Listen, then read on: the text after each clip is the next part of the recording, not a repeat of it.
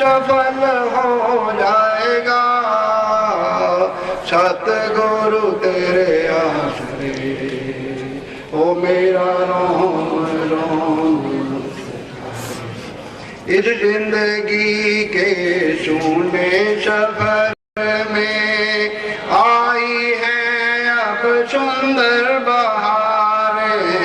इस जिंदगी के सफर में आई है अब सुंदर बहारें।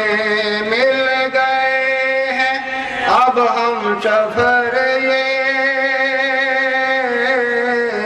मिल गए हैं अब हम सफर ये। बरसी हैं अब तो अमृत फुहारें सतगुरु तेरे आसरे, ओ मेरा रोम रोम। ये भी बात समझ लें कि जीवन कैसे सफल हो जाएगा, जीवन कैसे समझ जाएगा। बहुत प्यारी बात लिखी है, जीवन सफल हो जाएगा सतगुरु तेरे आसरे। कैसे सफल हो जाएगा इस बात को समझ लें, क्योंकि सतगुरु हमें जगाता है, सतगुरु हमें बार बार जगाता है, बार बार जगाता है, हम बार बार सो जाते हैं। जन्मों जन्मों से आदत पड़ी हुई सोने की, देखने के तो हम जाग रहे हैं पर अर्धमूर्छित अवस्था में जी रहे हैं, जिसमें ज़िंदगी का कोई पता नहीं लगता। ज़िंदगी बीत जाती है, फिर कहते हैं कि हैं ज़िंदगी बीत गई, पता तो चला ही नहीं। तो पता चलेगा ही नहीं जब तक जागोगे नहीं। सतगुरु क्या करता है, जगाता है, बार बार जगाता है कि तुम जागो जागो जागो। हम फिर सो जाते हैं, फिर सो जाते हैं, और सारी उम्र सोए हुए निकल जाती है, होश में नहीं आ पाते। जब तक होश में नहीं आएंगे पता क्या चलेगा कि मेरी ज़िंदगी क्या है। तो ज़िंदगी को जगाने के लिए होश की ज़रूरत है। सतगुरु हमें होश देता है, बार बार इसी बात का इशारा देता है कि भाई जागो जागो जागो। और जागना क्या है कि अपनी आत्म में जागो। जब तक आत्म जागृति नहीं आएगी झूठ में ही रहेंगे। आपने कभी सुना है कि उस आदमी की आत्मा ने झूठ बोला है? मन की बात तो हम कह सकते हैं कि फलां आदमी के मन ने झूठ बोला है। कभी सुना है कि आदमी की आत्मा ने झूठ बोला है, उसकी आत्मा ने बेईमानी की है? कभी भी नहीं सुना होगा। कौन करता है? ये मन, और मन के हम दास बने हुए हैं। तो जीवन कैसे सफल हो जाएगा? तो सतगुरु क्या करता है? वो बार बार हमें आवाज़ दे रहा है, बार बार आवाज़ दे रहा है कि जागो जागो, अपनी आत्मा को जगाओ, अपनी आत्मा को जगाओ। मन तो जगा हुआ है हमारा, आगे से बेईमानी बढ़ी है, रिश्वतखोरी बढ़ी है, कौन सी चीज़ घटी है, ये सारी मन के जागने की बातें हैं। आत्मा नहीं जागी, प्रेम कहीं भी नहीं देखोगे, ना घर में ना बाहर में, कहीं भी नहीं देखो प्रेम, कहीं भी नहीं है, क्योंकि आत्मा सोई हुई है, मन जागा हुआ है। लड़ाई झगड़े जितने मर्जी करवा लो, आंदोलन जितने मर्जी करा दो, पर प्रेम की बात कोई भी नहीं करेगा। वजह क्या है कि आत्मा सोई हुई है। मिल गए हैं अब हम सफर ये, मिल गए हैं अब हम सफर ये। तो हम सफ़र का मतलब है कि साथ चलने वाला। कोई भी आपके साथ चलता है?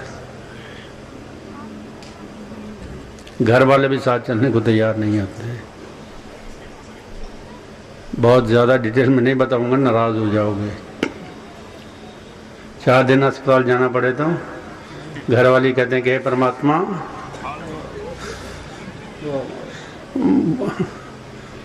कुल समझदार मैं क्या बताऊं कि जल्दी छुट्टी हो जाए तो अच्छी बात है। चलता है कोई साथ? पर सतगुरु आपको लेके चल रहा है, कहता है चलो मेरे साथ। कहाँ ले जाना चाहता वो भी बता दूंगा। हम फिर सो जाते हैं, फिर वो फिर जगाता है, वो फिर सो जाते हैं।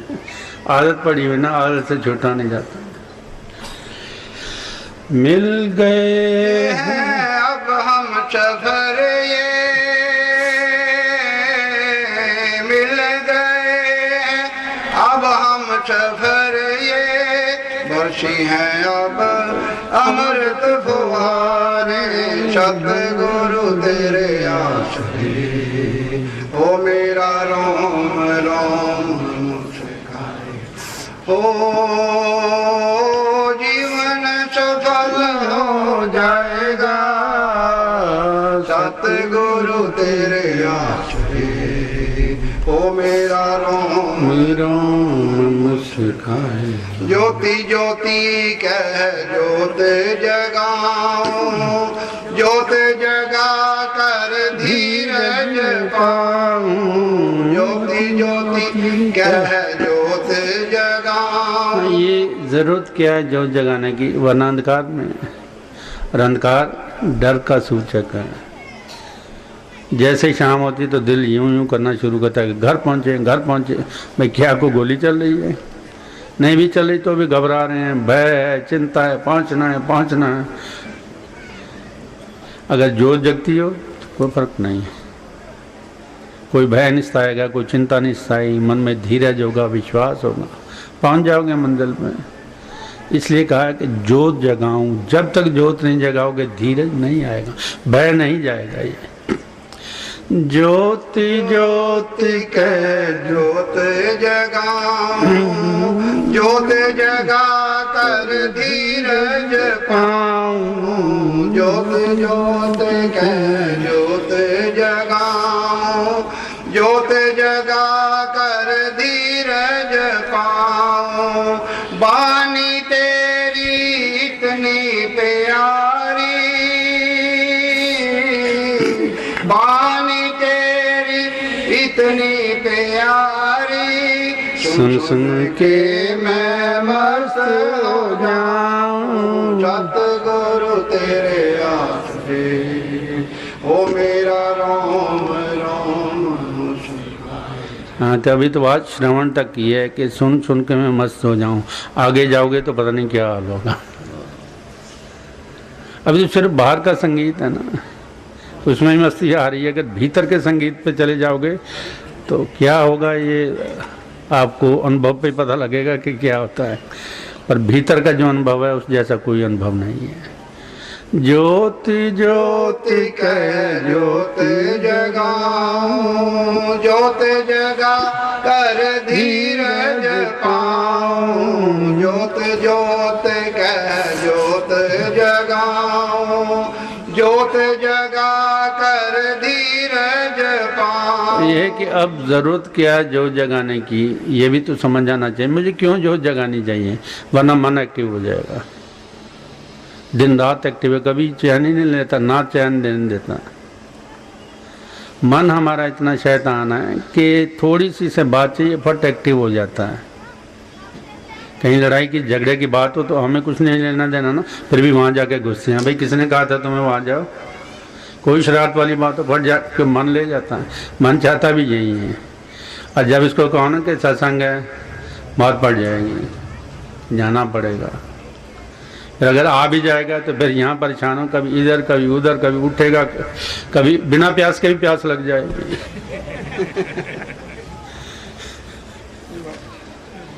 बिना प्यास के भी प्यास पैदा कर देगा कि उठना है, क्योंकि मन को ये अच्छा नहीं लगता। आत्मा वो आनंद ले रही है, वो उठना ही नहीं चाहती। इसलिए कहा है कि जोत जगाऊं। बानी तेरी इतनी प्यारी सुन सुन के मैं मस्त हो जाऊं सतगुरु तेरे आश्रय। तो यही बात बताता हूँ कि आत्म कब आनंद में आता है, आत्म कब खुशी में आता है, जब इसकी बात की जा रही होती है। अभी मैं नफरत की बात करूँ, खुशी हो जाएगी आपको, क्योंकि वो आत्मा की बात ही नहीं है। अभी झगड़े की बात करूँ तो खुशी होगी आपको, क्योंकि वो आत्मा की बात ही नहीं है। आत्मा कब प्रसन्न होता है, जब उसकी ही बात की जाए, फिर वो प्रसन्न होता है। की फरमाया है अब हुआ मेरे मन के मंदिर में चारों तरफ सतगुरु तेरा बसेरा। अब हुआ मेरे मन के मंदिर में चारों तरफ सतगुरु तेरा बसेरा। जितने जितनी हमारी होश बढ़ती गई, हमारी जोत जगती गई, तो अब क्या है कि मन के बाहर ज्योत का बसेरा हो गया है। अब मन भाग नहीं सकता। अभी क्या है कि वो भाग रहे हैं, हम उसके पीछे पीछे भाग रहे हैं। पर जब इंसान का आत्म जाग जाता है तो अब इसका बसेरा हो गया, तो मन अपनी शरारत नहीं कर सकता। फिर हम अपने स्वामी हो गए। कह देते ना जी स्वामी जी हैं, हम कहते हैं जी हमारे स्वामी जी हैं, पर असल में स्वामी कौन है ये समझने वाली बात है। मन का मालिक, मास्टर ऑफ द माइंड। जिस इंसान ने अपने मन को काबू कर लिया वो स्वामी है। बाकी स्वामी तो किसी को भी कहा जा सकता है। असल स्वामी वही है जिसकी आत्मा जागी हुई है, जिसने मन को काबू किया हुआ है। अब मन का गुलाम नहीं रहा बल्कि मन गुलाम हो गया। स्वामी को आगे भी तो चाहिए ना, तो मन अब कहना मानता है। अब पहले क्या है कि मालिक सोया हुआ है, नौकर अपनी मर्जी से जो मर्जी किया जा रहा है, हम तमाशा ही देख रहे हैं। तमाशा बन गए, देखना क्या है। तो जैसे ही हमें ये बात समझ आई, आत्म जागा, तो वो स्वामी हो गए। असल में स्वामी वो है।